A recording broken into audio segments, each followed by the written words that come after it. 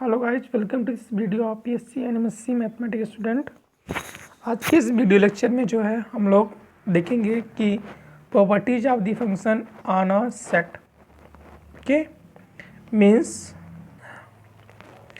कि जिससे हमारे पास कोई दो तीन सेट है, हमने उसका यूनियन लिया, फिर फंक्शन पे उसका इमेज देखा, वो किसके इक्वल होगा, सेपरेट के इक्वल होगा या कैसे क्या होगा, इंटरसेक्शन लेते हैं तो क्या, इन्वर्स लेते हैं तो इसमें क्या होगा, ये सारी चीज़ें। और इससे पहले हम लोगों ने फंक्शन वन वन कैसे प्रूव करते हैं, onto injective, onto in और projection, first second, identity, constant और प्रॉपर्टी ऑफ द फंक्शन, सारी चीज़ें हम लोगों ने डिस्कस कर लिया है। तो आप जाके वीडियो लिस्ट में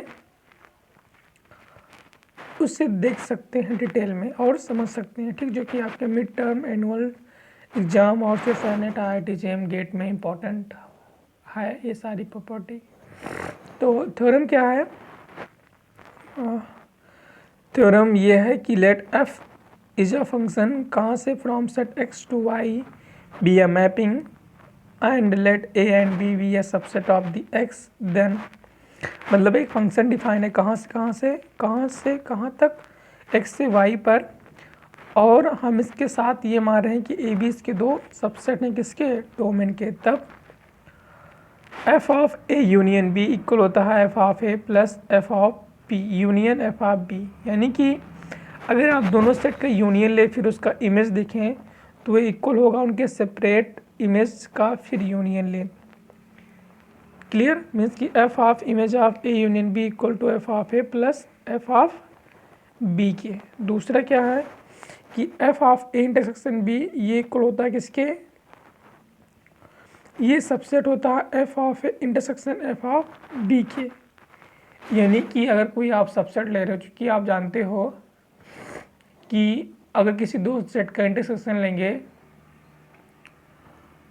तो वह सेट उस सेट के सबसेट होता है। लेकिन फंक्शन में क्या हो रहा है कि अगर आप किन्हीं दो सेट का इंटरसेक्शन लिए फिर उसका इमेज देख रहे हैं तो वह सबसेट हो रहा है f image of a intersection image of b के।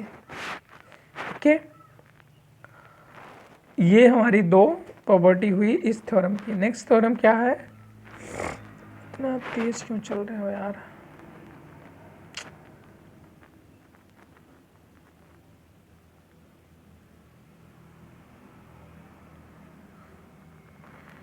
ये वाली थ्योरम आप लोग गौर से देखना।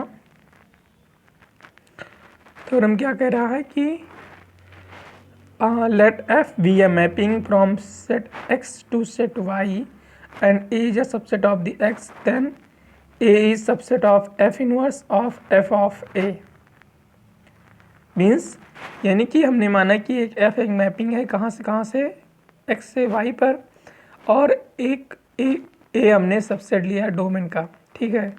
तब a जो होगा वह सबसेट होगा किसका, इमेज ऑफ या इनवर्स इमेज ऑफ a का, a के, इनवर्स इमेज ऑफ a के। एंड आल्सो इसी के साथ a इक्वल होगा inverse image of f of a के for all a subset of x का, if only if f is injective. ये सारी चीज़ें होल्ड करेंगी कब, जब जो आपका फंक्शन है वह इंजेक्टिव हो। इंजेक्टिव मीन्स वन वन, और वन वन का मीनिंग क्या हुआ कि for all the distance element of the domain there exist are distance images.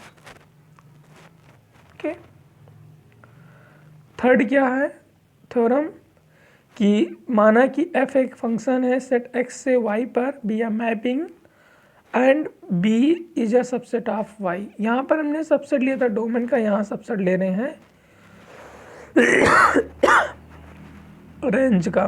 Then image of inverse image of b is a subset of b and also b equal to image of inverse image of p for b is a subset of y if only if f is a surjective।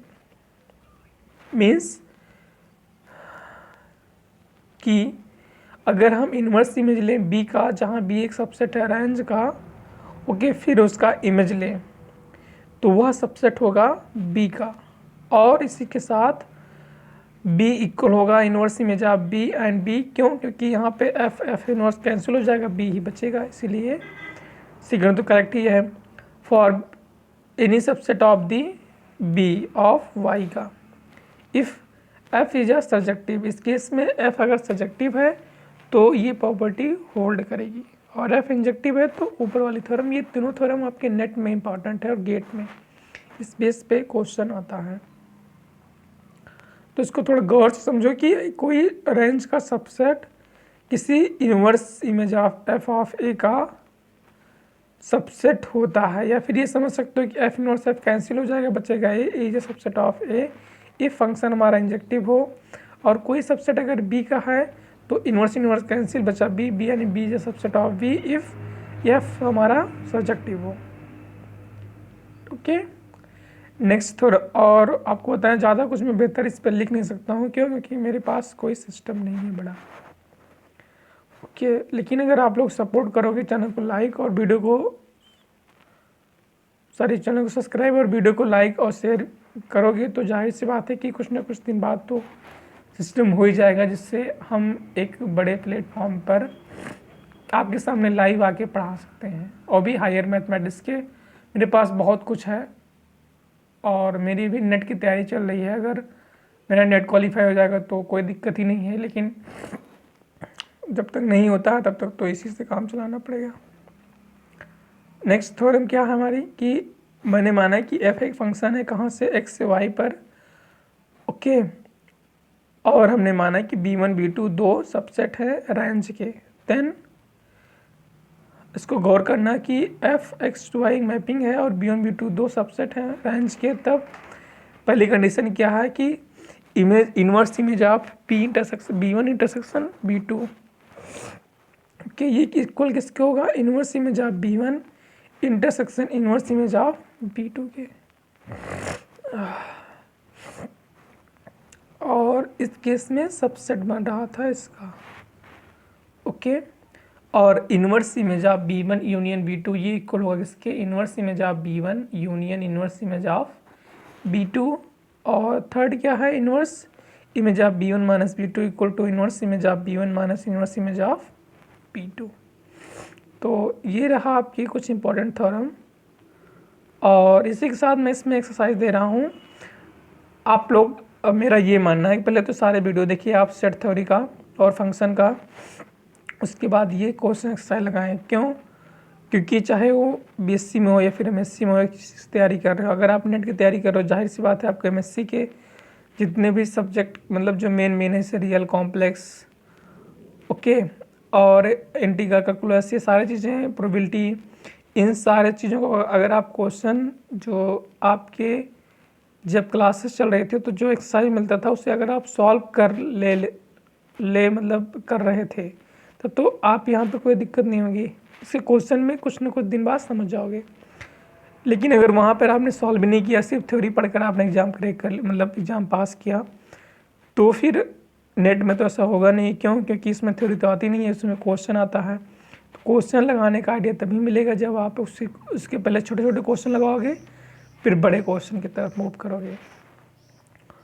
तो एक बार तो इन सारे क्वेश्चनों को आप लोग try ज़रूर करिएगा। इसके सलूशन हमारे पास हैं, लेकिन मैं लिख नहीं सकता हूँ, इसलिए दे नहीं पाऊँगा आपको।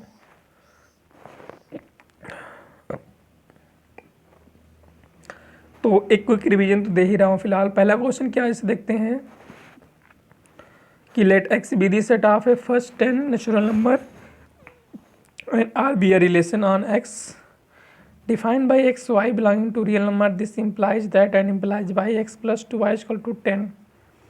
Express R and R inverse as a set of ordered pair. Determine domain of the R and R inverse and secant range of the R and R inverse.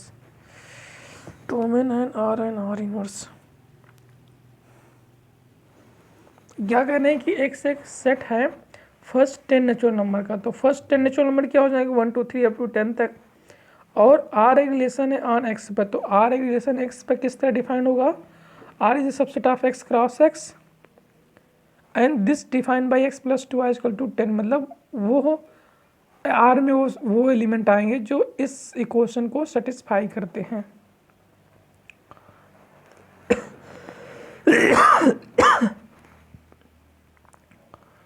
कौन कौन से एलिमेंट मिलेंगे। जैसे यहाँ पर 1 रखोगे तो यहाँ पर 5, 5 10 गलत, क्या कह सकते हैं यहाँ पर 2 दूना 4 दूनी 8, 8 तो 10, यानी 2 और 4 हो सकते हैं, क्योंकि 2 + 8 = 10। मतलब इसी तरह आपको देखना है कौन कौन से एलिमेंट बनेंगे। ओके, सेकेंड क्या है, so that the relation is congruent to on the set T of all triangles in a plane is transitive relation. So that relation is congruent to the set of all triangles in a plane is a transitive relation.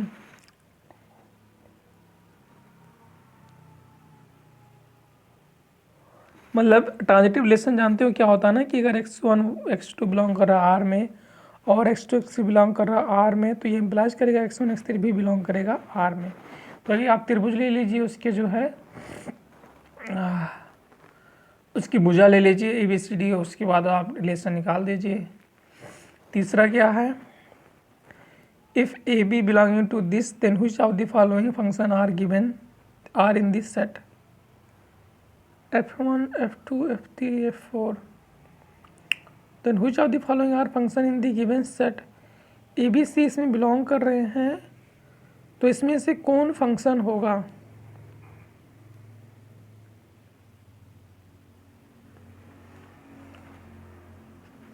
आप जानते हैं जब relation का हम लोग function लेते हैं तो x, y subset of the f बनता है। तो इस सेट का आप लोग इसका रिलेशन निकाल दो, जिसमें से ये सेटिस्फाई कर जाएगा वही उसका रिलेशन हो जाएगा, फिर इसका फंक्शन हो जाएगा।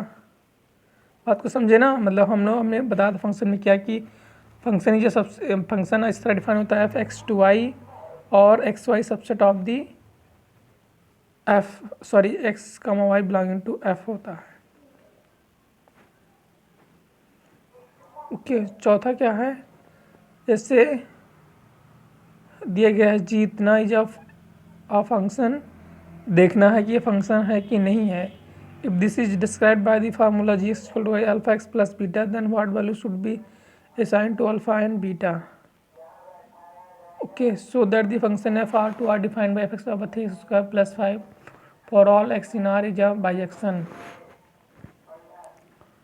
ओके, इसको बाइजेक्शन दिखाना। बाइजेक्शन फंक्शन क्या होता है, 1 1 and R2 is called the bijection function. तो 1 1 दिखाने के लिए क्या करना है, आप जानते हैं, R2 के लिए भी इजी है, ये हो जाएगा।